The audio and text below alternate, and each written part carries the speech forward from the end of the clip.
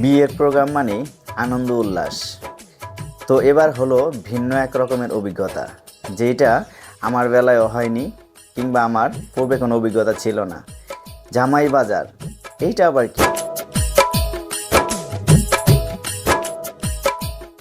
জামাই বাজার হচ্ছে বরকে বিবাহের পরের দিন শ্বশুরবাড়িতে গিয়ে বাজার করে আনতে হয় বাজার থেকে।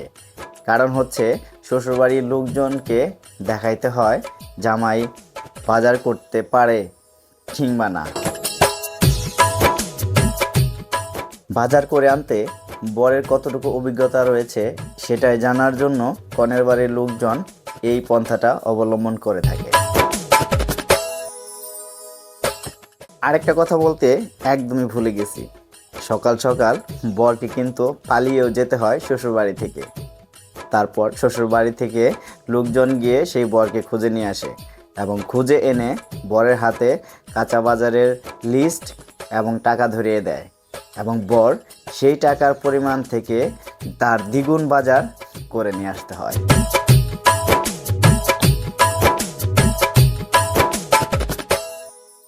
ভিন্ন রকমের এক অভিজ্ঞতা নিয়ে আমাদের শেষ হলো এই জামাই বাজার।